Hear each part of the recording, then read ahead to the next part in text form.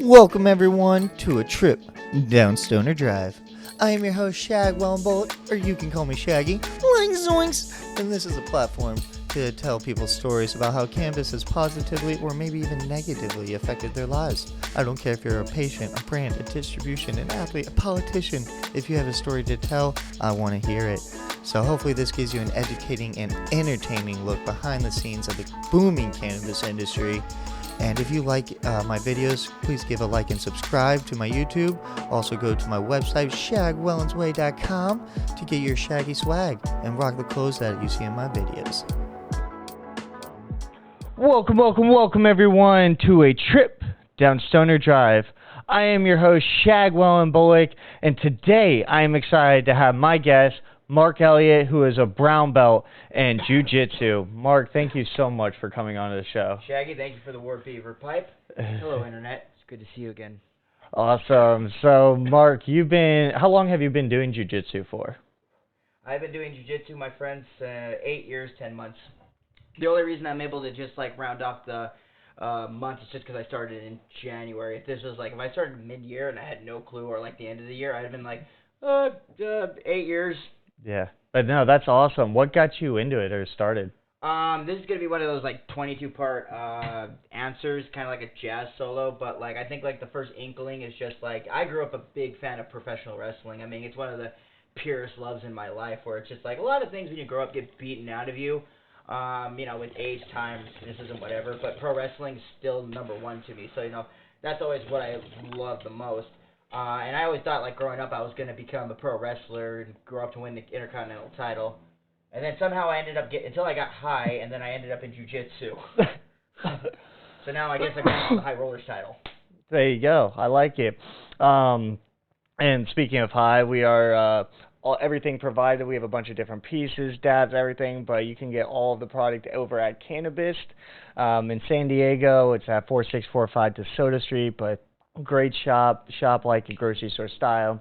So give them money. Yeah, and we were smoking on Goofy belts from High, which is a great one. Yeah, I love Goofy. Did you remember that movie and show? The television show I remembered. The television show Goof Troop I watched in pieces, but I wasn't so much of a Disney afternoon kid. Yeah. The Goofy movie, however, was fucking phenomenal, and that is one of the most underrated Disney soundtracks of all time. Absolutely. Just Powerline is the shit. I want to go to that concert. One of the most underrated when it comes to just soundtracks. But I mean, I like Disney characters, but for the most part, I was eclectic when it comes to all cartoons. Yeah. Actually, I was gonna ask, dude, you're Shaggy. That would assume you're a Scooby-Doo. Yeah. Okay, where's your stance on a pup named Scooby-Doo? I have. Oh, the movie. No, pup named Scooby-Doo. There's actual pups or the show, the pup named Scooby-Doo? The show, nigga. Oh yeah, absolutely. The show was it was solid. I don't think it was her best one, but Gasp. But I mean, they had to have different mixes of stuff. So I understand why they came out with it, but I think the original and then the live actions were still my favorites. Well, the original Matthew ones Lillard. are great just on account of just obviously it started the shit, as well as the monster designs for Scooby-Doo are just some of the most phenomenal Hanna-Barbera pieces that they ever did. And this is a cartoon company for the most part that just prided itself on just repeated backgrounds, but for the fact of having that unique look, because the characters for the most part, Speed Buggy characters look like Scooby-Doo characters, Josie the Pussycat still look like the Scooby-Doo characters, but those monsters, it's few and far between with those Scooby-Doo cartoons where they're unique. But that's why I honestly like a lot of the a pup named Scooby-Doo monsters. Really good creative, and that was at a time where Hanna-Barbera was, I guess it was for a licensing thing. They were trying to get all their IPs and everything like that to be just new. So it was okay, Flintstone kids, Tom and Jerry kids. Yep, exactly. There's one more I'm blanking on, but obviously a pup named Scooby-Doo would be one of them. And I think, also just on it, my favorite soundtrack for it, or the intro, was Simple Plan's version. They did, for a group I did not like in high school and made fun of, they did a great job with that one. So. I mean, it's just so good. But this Scooby-Doo coming after you, gonna blah, blah, blah, blah, blah. Although Terror Time, I think, was one of the best from the Zombie Island. Oh, very true. That was very good. And that was a nothing group. No offense to anybody that is from that group watching, but it's you are forever known for that song. That song is fucking phenomenal, man. So it's like compliments to you, man. I mean, wow, that Terror Time is the shit. Awesome. So now getting back into the mixed martial arts and everything. You know what I mean? Jazz solo. You're I just good. go out in many directions, and now we're bringing it back in. My man Shaggy. Well, it's the way I met you was over at Subversive in San Diego, which was a great event. I think they had a lot of cool vendors, and I saw a lot of fires, including yourself, which your style is thank you. so unique and so different than a lot of people I see. You're very slippery. You're just getting out stuff. It almost gave me like a John Jones vibe, not saying it's quite his style, but just the way you moved, it was just like almost unorthodox. So like, how did you kind of get into that style? I think it's just one of those things you fall into. At least I did for that style per se. I mean, it's good to hear my style be described by other people because, you know, I think this is with any artist, whether if it's martial artist or artist, like you paint, you do music. Yeah. It's hard for you to describe your shit because you don't want to sound egotistical or you're just boasting yourself up. So it's good to see those descriptions of it. But, you know, and usually the things I try to strive for come back to me where I'm like, oh, cool, unique, lanky, funky with style. I mean, I've heard my style described many ways, but in terms of, like, I guess that presentation of my style, and you can go back to my high roller tapes too. I guess that's a reflection of it. But I always try to be like a good, either a mixture between a kung fu movie and a great rap flow. Like if you're listening to like MCA, Deltron, all the rappers that I really, really enjoy, like Old Dirty Bastard, like in the middle of the flow where it's just like everything is deep and tight, and you're listening to it. It's almost the exact same landings, like if you're watching a kung fu master saying like the mystery of chess boxing or the one-armed boxer where it's just, or no, king boxer, sorry, where it's just so I always just try to have that, just like I want this ever-flowing thing that's happening, you know, it's not going to be the same thing, it's always adaptable. And it also goes with just like a lot of the principles, just like submission style-wise that we go for, which is like I was taught by my coach Herman, as well as just like Master Barrett, who taught my coach Herman Dorado. It's just you always just want to have that attack. So wherever the match is going to go, you have A, B, C, D, E, F, G. There isn't like a part where you don't know where you can get back to a part. You know how to just like always have a counter attack move. to it. Yeah, exactly. You have a counter move. You have a finish right there, or you have a attack that you can do that can sequence you to a position you know you can get a better finish in. And I feel like that's one of the most. I mean, you know, obviously somebody who's more seasoned, a gangster, older seasoned guy in our system can like sum it up better. But I always just like the fact that you're always at that principle of attack. You know, like our thing is just like we're always going to have a technical answer to what we're going to do, but we're going to be technically violent. You know, it's not just we're dumb and we're going to be just like going forward, just doing the same thing over and over again. And we're not going to be too technical where we don't know. It's not going to just be just like you have to just kind of just make it a slobber knocker, to quote the great JR. You have to just, it has to be that sometimes in order to get it, but it can be both those things. You don't have to just think one-minded. It's to that. Absolutely. I'm just the goofier product of that, I guess, like just years later with the lineage. And now, what gym are you training at currently? Currently, Gamber Training Center. How long have you been with them? So I was with those guys going back to like Undisputed Downtown, but that's what just Coach Herman was just teaching over there, and then you know that gym just like, you know, went under just because of the building and whatnot. But, you know, Coach just decided to just like go over there and just create his own thing anyway. So I've been there since. But I mean, like, I'm basically an alley cat at a bunch of different open mats where it's like, I just show up that open mat and I just go there. And that's what I like to hear is I think what's great about jiu-jitsu over different places is a lot of, or different mixed martial arts is I feel like a lot of people train with like one person in different things. Where I feel like jiu-jitsu, it's so almost every fighter is going with different gyms and trying to learn from so many different people. And Blood, it's very Pokemon-like in the sense of just like you go like everywhere to just like. I mean, your average open mat, like if I'm at Legion, just like operates like Pokemon, where it's just under those rules, where it's just like,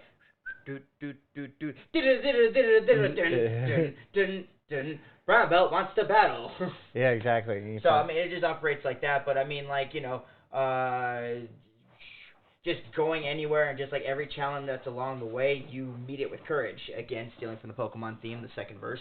Every challenge along the way, you courage, you go straight after it. And open match it's not necessarily in the same vein of a competition, but it's just that, okay, if in order to be the best, I have to go against every different style. I have to go against everybody's just like psychology and different things. If I have the same thing and I'm insulated, I'm not really growing. Yeah, exactly. I'm the great guy at the gym. I'm the ass kicker at this gym right here, but it's like, okay, that's that gym, but that gym's a part of the world. Exactly. What do you do in the world? And it's not even being the best in the world. It's like, what influence do you have in the circle that you have? I mean, you look at my current record right now. My record's not that good, but I mean, like, I could definitely say, hey, Mark Elliott's remembered in the sense of just like, oh, shit, I like watching him, so I'm very proud of that.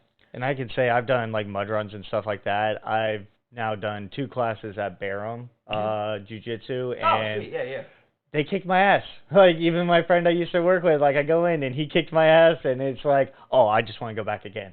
Oh, and exactly. it's like you're so sore, you're so exhausted, but you're like, oh, I can learn. Now I know what I could do, like, right. again. And well, like, jiu-jitsu speaks volumes to the people that, like, can gasp in on that, where it's like, I went into jiu-jitsu knowing I'm going to suck.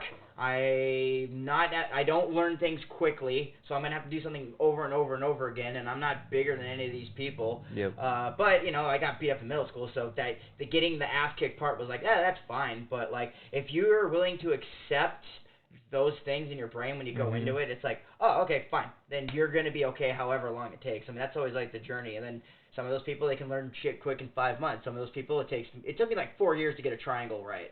Where I felt like, okay, I could do a triangle, and I understand that move.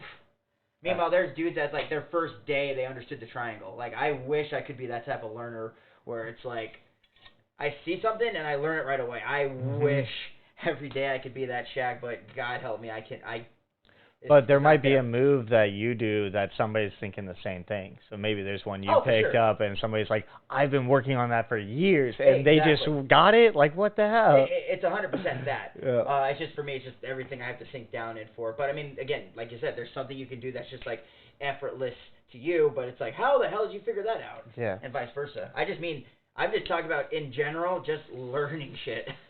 Where it's like, I learned that first date, got it. Like, I can remember, like, obscure names of characters from television shows that I saw back in '96, but, like, show me this omoplata setup, and I'm like, dude, that's going to take me, like, 5 months to learn, or maybe at the end of the week if I'm lucky. Now, earlier you were talking about wrestling, and then you got high and switched to jiu-jitsu. Yeah. When did you start smoking cannabis or using cannabis? It was the last week of high school. Because I was a square the entire time when I was in high school. I didn't smoke pot. I didn't do anything. I mean, you snuck off to this corner drink, but it's like you have a beer, and I was already a lightweight as it is in every facet of my life, including my professional life now at 155. But, like, I didn't do any of that stuff, and also, too, it's like I couldn't really get out as much, so I was just like, by the end of high school, I'm like, hey, it's my last week. I think I'll try that marijuana.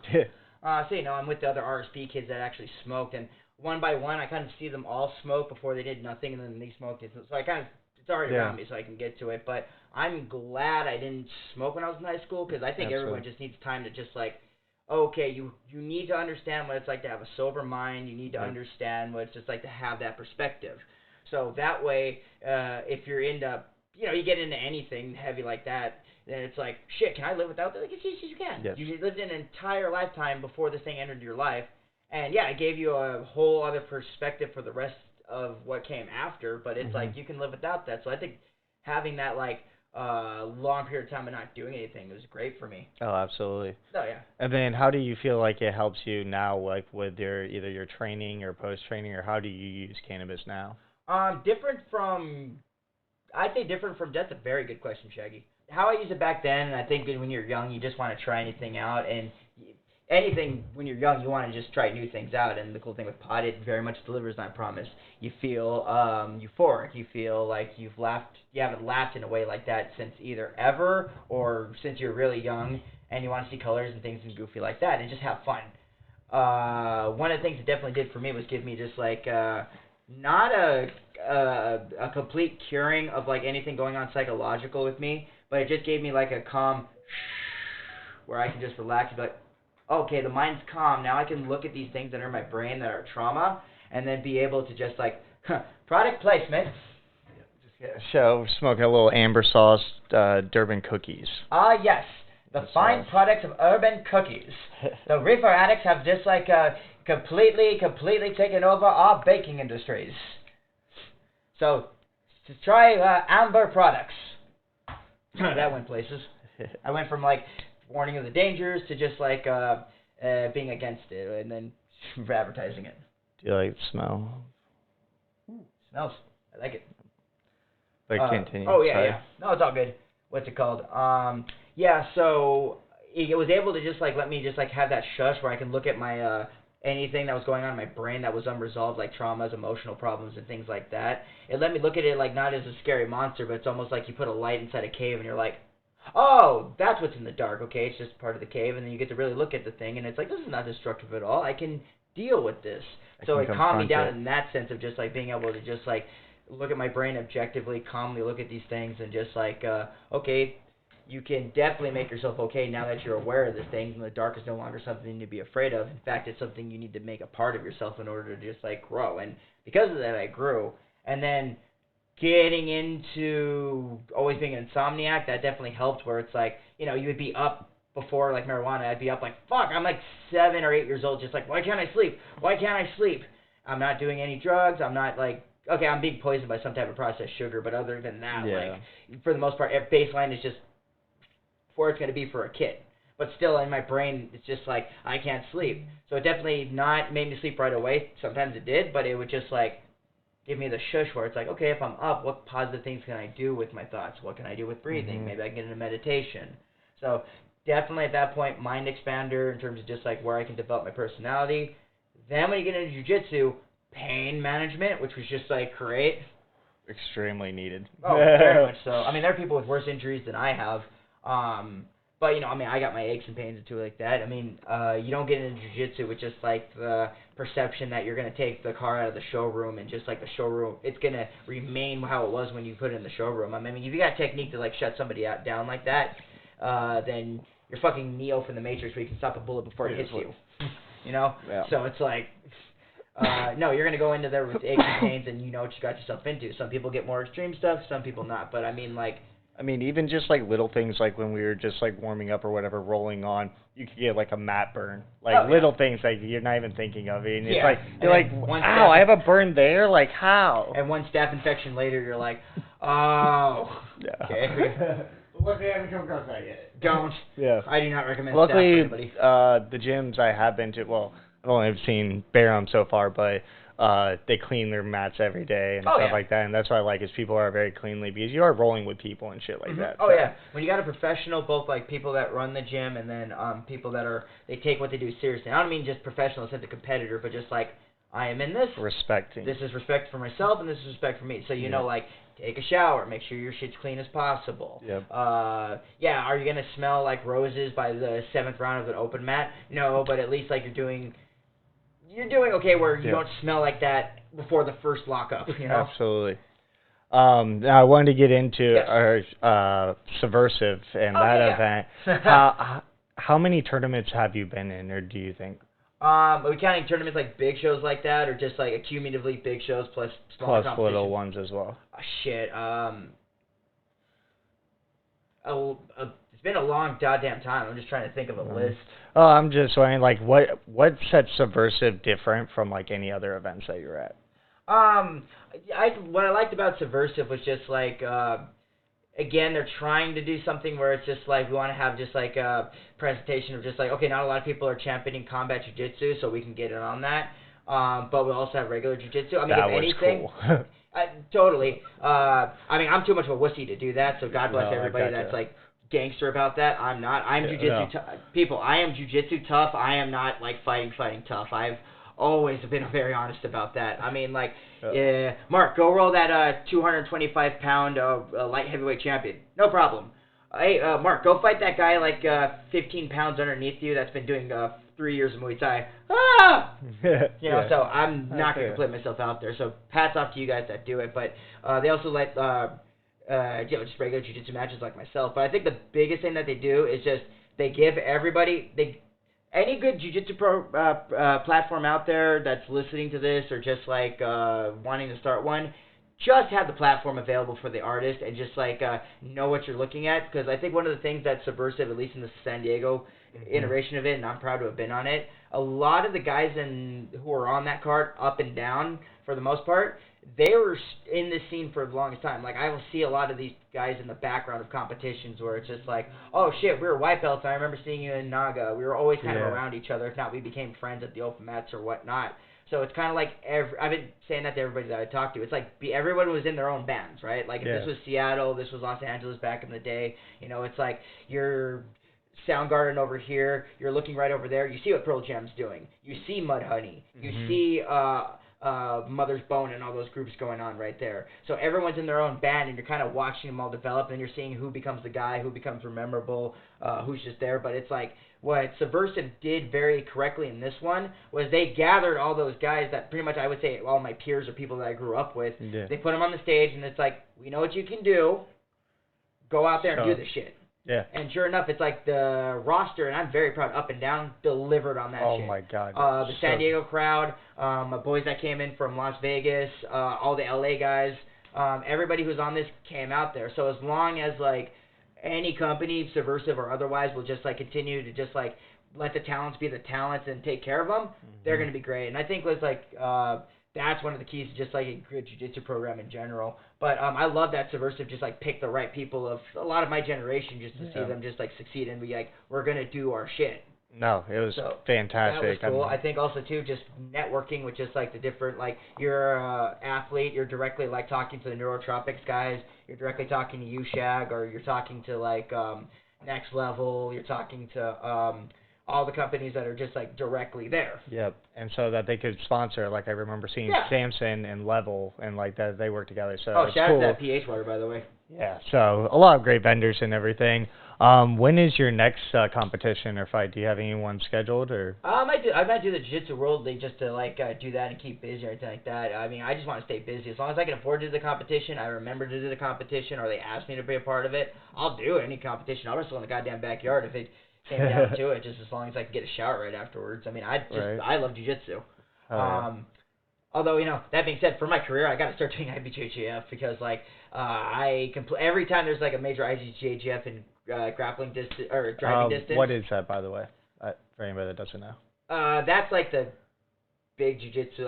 That's the big jiu-jitsu league where it's, like, you go there and it's just, like, I mean, it's not ADCC big, but it's, like, the established brand before that. Gotcha. I'd say it's like the Tonight Show of Jiu-Jitsu. Here's also a thing, too. I'm a bit of a fraud, Shaggy. I don't watch the sport as much as I should. I'm a part of the fucking sport, and I watch way more pro wrestling than I do Jiu-Jitsu. And I love Jiu-Jitsu. I'm not trying to talk the shit about it, but I'm just saying, and this is my personal fault, I know Zack Sabre Jr. is taking on Bryan Danielson tomorrow at WrestleDream in AEW.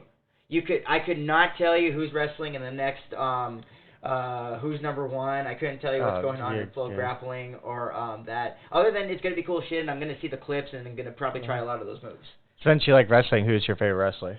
All time? All time. I guess my top three, Owen Hart, Stone Cold, and Bryan Danielson, the American Dragon. But, I mean, that's also one of those questions where it's like I got to, like, put into 15 parts because it's like... No, I completely understand. Like, where they were, which network they were with, everything like that. If they were SmackDown, if it was AEW. I used to watch wrestling, haven't in a while, but really? It was The Rock, Shawn Michaels, and Rey Mysterio were my top three. Oh, yeah, that sounds like just it, because The Rock was still there. That's just the end of the Ruthless Aggression era. Where, God, that period of SmackDown was fucking phenomenal. When DMX just made a return and all that, and it was a fun time. Oh, you mean when DX just made a return? Or DX. Yeah, not DMX. Wow. Yeah, that was back in 2006. Rest in peace, DMX. Yeah, hey, yo, dog, we love you. Yeah. That was 2006. Yep. So I like... We've had a good time, but I do want to but I do want to get into the stoner rundown. So I'm gonna ask you 5 quick questions. Oh, okay. And just name it at the top of your head. So, favorite stoner movie? Oh, god damn it. Shit, this is hard. And now the stoner movie, the qualifications are it's just about weed. Just something like favorite movie you like to watch when stoned? Oh, yeah, god damn it, dude. And that's like so much other questions. No. Usually I'm ready for like a lightning round like that. Because sometimes I end up treating movies like wine bottles, where it's like I want to save like this movie that I love, like John Carpenter's 1981, The Thing. I haven't watched it in 5 years, but I'm gonna save you for when it's special. I like a lot. I guess just like a quick answer. No, you're probably gonna go TV shows. I'll be like The Simpsons. Okay, Simpsons, I like it. How about for song or music? All over the place. Like recently, I've been listening to a lot of Primus. Usually have the Beastie Boys going on in my Beastie Boys going on in my radio. I listen to a lot of the Little Shop of Horrors soundtrack. I fucking love that soundtrack. Okay. And I didn't know like the dude that was in the Four Tops was actually the voice, the singing voice and the voice of the plant monster. Mm-hmm. That was that soundtrack's phenomenal. Let's see, but usually it just falls between just like a lot of hip hop, or if not, like I'm listening to just like heavy metal or whatnot. And then Simple Minds I've been listening to a lot of too. Okay. And then what is a munchie food you like? I'm like the most boring I'm the most boring stoner when it comes to munchies, because like for the longest period of time it's like I held off the munchies so I can enjoy my high better when I was younger. So I didn't have the knee-jerk reaction to just like get it. But like if I'm eating, usually I try to like kale chips. Try to be as healthy as I can. You know, I like kale chips. I like a lot of cashews. Do you ever have a cheat day? Yeah, it just depends, because it's like even my cheat day, I have to be like, I have to fucking pamper myself. Like I can't just get Domino's. I fucking hate Domino's. Yeah. It has to be like, ooh, I got this from like Brooks Pizza Crust, or I got this from Luigi's, or I gotta like treat myself like a fucking princess in order to just like validate this is why I'm enjoying this, and I rarely spend it. All right, if there is one person you could smoke with, dead or alive, who would it be?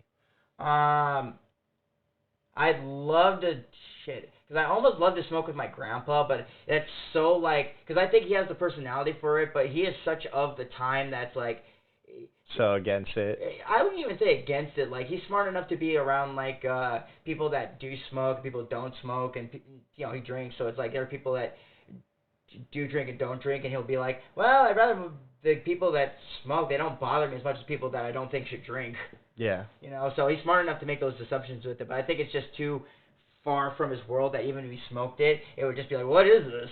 But that would be one thing. It'd be cool to kind of just like listen to like Bill Hicks, smoke with him. Old Dirty Bastard, just for the sake of the entertainment in there. True. Very true. JiuJitsu. That'd be fucking sick. Word. All right. And then if there's one person you could spar with or go against in the jiu-jitsu. Shit. This could be anything? Yep.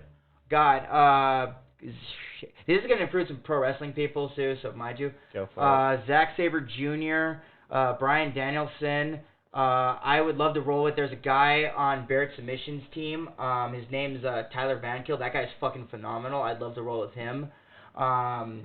Let's see, God, so many people. I still haven't rolled with Jeff Reel, man. I fucking love that guy. Oh, hell yeah. Oh, yeah, I would love to roll with him. It's a matter of we haven't run into each other. We have run into each other open map, but like I'm going, he's going. But we're fucking homies. That'd be great. Yeah. Sure. My boy Jordan Worth, I'd love to train with him. He's over in Las Vegas for 10th Planet's team over there. Fucking phenomenal guy. If you ever get a chance, book him. He's great. I love that dude. God damn it, who else would I love with? I already rolled with Sergio Hernandez, so I mean that was just already like a cool thing for me. GSP would be cool. Hell yeah. I mean that's one of the reasons I wanted to be a good martial artist, which is George St. Pierre. Hell, if he smoked, I guess you could put him on my list too.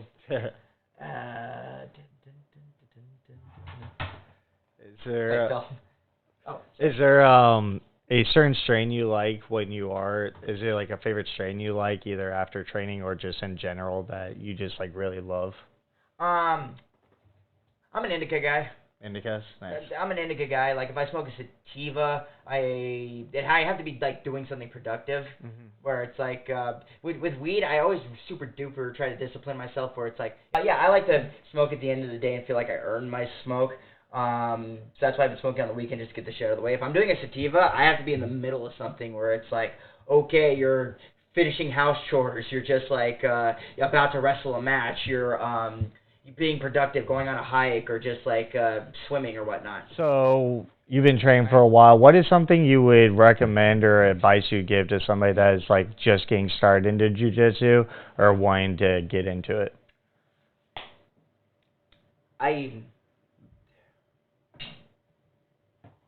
The best advice I could say is just like start from your breath. Just in the sense of just like your main focus is just like just breathe. You're gonna be nervous. You're gonna be confused. You're gonna feel lost at a lot of times. Or maybe you're sure of yourself. You're confident about what you want to do. Maybe even a bit cocky. Sorry. Mindset. I could use a cup of coffee too.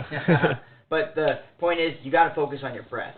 Just focus on your breathing. Focus on staying calm and just like compromising positions that you're going to be in, and the pressures that you're going to take. And it's not even a lot of times that you're taking on the other person against you. You're taking on their mentality, and you can see a lot of people's mentalities, and that's going to scare you.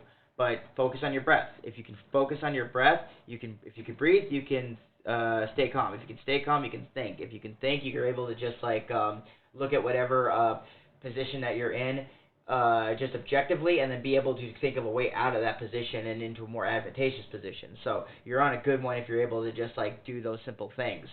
And I also say just be sincere. Be sincere in your passion, why you want to do it. Make sure it's coming from a good place, and this is what you want to do. You know, you keep.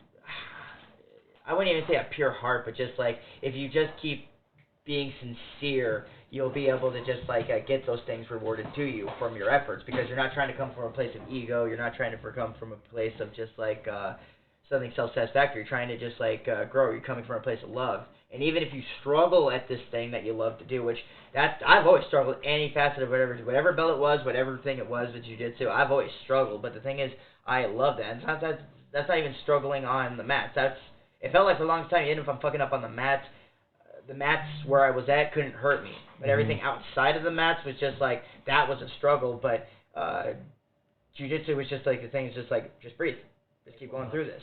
But yeah, just come from a sincere place. Focus on your breath. Just know, try to wield your honesty wield it. Don't just like try to be only honest. And here's what I mean by wielding honesty, because a lot of people think being honest with yourself is just like you only have to focus on the negative things that you need to work on.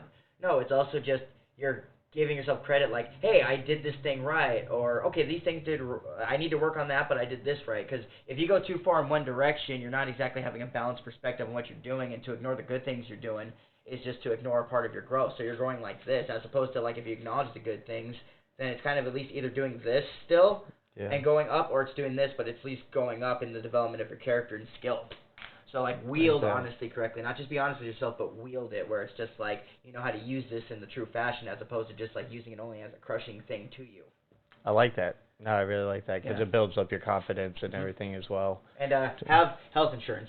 I mean, you don't want to have to just, like, you don't want to have to just, like, look at an injury and be like, okay, should I go to the hospital, or do I wait this off? I think I can wait this off. It's either that or just like get an address from India and a fake name and just run. How many injuries have you experienced in your time doing jiu-jitsu? It's like, in my bad luck, I've always had good luck. So I haven't like had a major injury, but I mean like I've been fucked up. I mean like both these knees, like I think because heel hooks, Jesus Christ, still need to figure out how to just like get out of a lot of those. That is my fucking kryptonite right there. Probably not a good idea as a competitor to just say that in a fucking podcast that's going to be broadcast, but whatever. It's something I'm going to have to face, so I admit it out in the world. It's there in perpetuity. Forces me to grow. But that being said, though, footlocks, Jesus Christ, my inability to just, like, get out of those, as well as just, like, what's it called? Figuring out when to tap. All these knees pop and buckle for the most part. I might even have ACLs. I don't know. Yeah. But, like, yeah, I've, like, done all types of shit where everyone is popped or blown out, where it's like, shit, and I'm on a cane, or I'm just like walking off carefully. But like I've heard it described to me in high rollers as like, man, I like Mark. He's limping around, but he's still having a good time, just like happy to be there. So it's just like, you know, luckily that hasn't gotten me down. My ankles are shit because it's like my ankles, like I did yoga for the longest period of time before I did any jiu-jitsu. I was able, like in yoga, to do a lot of the standing poses for an entire hour, no problem. Fuck off, I could do every single one of them, maybe with poor technique going out, but I could do all of them. Now I got to pick 2, and that's it. So my ankles are shit. Let's see. If I bend these thumbs a certain way, I can't feel my hands for like a good 5 minutes. My neck on this side will always click. Just because it's just like I got like neck crack like a motherfucker one time when I was like a blue belt. This pinky doesn't bend right anymore. But I fucked up my fracture. No, I popped my rib. And like a dumbass too, I never like rest. I still go to practice, and I'm not saying that because I'm tough, ladies and gentlemen. I'm saying that because I am stupid. Anybody listening, just like don't do what I do. Yeah, you just need your rest and recovery. Use some rubs or so. Take a bath bomb. Oh yeah, I mean I would do the bath and the the bath bomb and everything like that. But if I'm not just like doing this, dude, then it's not really gonna just like boost up my healing, you know. So it's like I would still be like, okay, I did all that shit, rubbed it on. Okay, let's go. All right, practice, let's go. So I'm getting knee on belly, and I'm like, it's like, Mark, you okay? Yeah. And that's why. Going back to Bryan Danielson, who's one of my heroes, I remember him telling stories about like he dislocated his arm in a 60-second match with Colt Cabana and still 5 minutes in and still wrestled the whole thing, or the time he detached his retina against Takeshi Morishima and 5 minutes into the match too, still wrestled the whole thing. So in my brain, I'm like, yeah, I'm gonna keep going. And, you know, definitely my hero, Master Barrett and Herman definitely fought through a bunch of shit too. So it's like, you know, you want to keep that up, but then you grow up and you're like, ow, I hurt more. Why? But, you know, in the middle of the matches, things like that, fuck it, I know what I got myself into. I heard that pop. Going. I heard that pop. I knew the risk when I was, like, fighting out of it. So, you don't eat crow too much just because it's like, all right, I knew this was going to happen. I didn't want to be a perfect, again, I didn't want to return the show car perfectly. I wanted it to be used. Oh, and I can't really hear out of this right here. Damn. Actually, Barrett and I were talking about that the other day. Well, it's crazy how, like, you dealt with all that, but you still love going and keep continuing. It's not, like, stopping at all. So the passion's just growing more and more. Oh, it does, and especially now when I'm in a position where I'm just, like, getting to teach more and just have a real influence on just, like, jiu-jitsu generations and things like that. And I love teaching. It's, like, one of my fucking favorite things on planet Earth to do. I mean, I didn't think I'd ever become a teacher because I remember, like, being a special ed kid as well as just, like, being in class as a bunch of bastards. You're like, oh, I would not want to get paid to do this if I was an adult.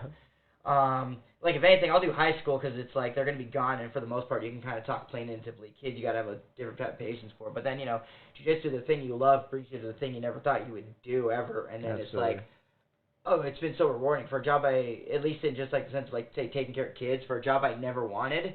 Or just, like, had aspirations to do. It was a job as soon as I get, I'm like, okay, I cannot fail these kids. And I didn't see how much it would come back towards me. Whether if it's, like, you're seeing them do your moves, or just, like, say some of your phrases or things like that. Or you recommend a movie, like, you know, I told one of my girls to watch Aliens. It's like, oh, you want to see a badass female? Watch Aliens.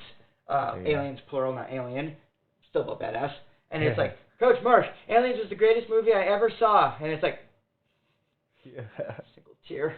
So it's cool to have an effect on that, especially in jiu-jitsu, because it's like you see reflections of yourself all throughout it. It's like, hey, I remember when I struggled with that move. I remember when I struggled with that one. Oh, wow. Oh, cool. They get the submission. Yes. And then coaching. Like, I got to coach tomorrow. You know, I got one of my boys, it's his first day, first time competing ever. So it's like, that's cool. And I remember when that little twerp just, like, showed up. He's over the age of, I met him when he's 12. He's 14 now. I can call him a twerp. I love that little bastard. Yeah. Shout out Ryan and the Danleys. There you go. And no, it's crazy. Like Rhodes said the same thing. She's like, she didn't want to be around kids, didn't want to teach, and now that she does it, she absolutely loves it. And it's the same thing that you're talking about. It's like they see a move that you've been teaching them, that they've been working on for so long, and you're just like, that's my move. That's my move. I got him. Totally. You taught them that, and they just like had that moment.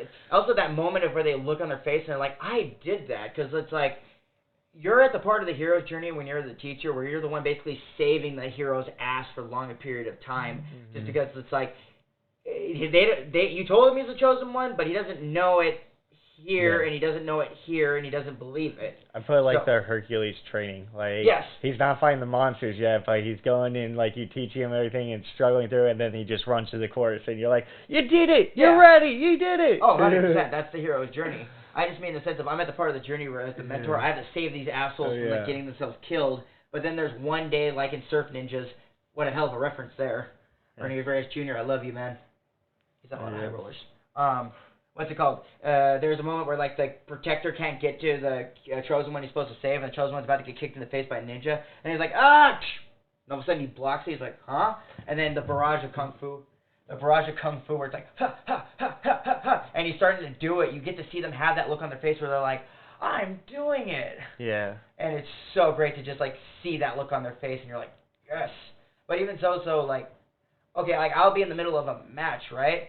And I'll do something, and I thought it was just this little thing, and then 2 weeks later, I'm just, like, watching, like, little Emma, like, years ago, she was just doing something that I did, and Mirko, too, her brother, and I was like, I look over at the mom. Was that the thing I did at the last blah, blah, blah, that? It's like, oh, yeah, they watched the match. Yeah. And I'm like, the same way I would watch, like, Owen Hart and try to just, like, do one of his moves, those kids watch something I did live, and they're just like, oh, I could do that like Coach Mark. There you go. Yeah. That's awesome. I mean, and I did the same thing with, like, watching Herman, watching Barrett, watching Sergio, Zack Sabre Jr., Habib. Not that I'm ever good as those guys or anything like that, where it's like, no, I we saw gotta what look they the do. experts Yeah, to and learn it's like, from. I want to do that too. Absolutely. And you try to do it, and then you somehow create your own style in it. Who's a good girl? Yeah. Well, I think she's getting anxious and needs to go out soon. Do you want to shout out where people can find you and follow you? And Remarkable Elliott at Instagram.com. If you just want to just give a hello or a shout out or anything like that, thank you very much. I guess shout outs, just all my teammates, Gamber Training Center, everyone under the wonderful Barrett's Mission banner. I love all you cats, just like over at the Legion and everyone at the open mats. Hell, everyone is just like the scene, man. Just fucking let's get on this, dude. Let's just keep doing this. Shout out to all you. My lady Lee, I love you, Leanna Jackson, and I'm gonna marry you one of these days. I love you, Leanna. She's gonna fucking kill me for that. But just like, hey man, shout outs to everybody. Originals SD, Originals, my boy Jimmy, those guys, shout out to all of them. They're one of the reasons I got to be on High Rollers in the first place. Oh, High Rollers BJJ too. What's up, man? Much love to you guys. Hope to come back in driving distance, or we can get like they can get HQ back. But yeah, shout out to my man Shags right here. He's freaking doing it. I love it. Just god damn it, Hare Krishna. I love you all. Trying to make sure I got everybody. Yeah, much love. Hare Krishna. Awesome. Well, I really appreciate you coming on. Oh, thanks for having me. And I want to end on one of those, I'm going to just like completely storm this. I want to end on one of those charity things. I will smoke for the children. I will do whatever I can for fucking charity. Oh, absolutely. We're hopefully having one in Arizona coming up. But we're going to try to, hopefully it grows. So after that event, we're hoping to do more and more. So some around here as well. I am willing to put my lungs on the line for charity. There you go. We have a couple companies already contacting me trying to get it going. So if you're interested in a charity smoke-off event going down in here, Arizona, LA, anywhere, it doesn't matter where it's at. If you want to get one going, then contact me or Rhodes Head BJJ. We can get it going.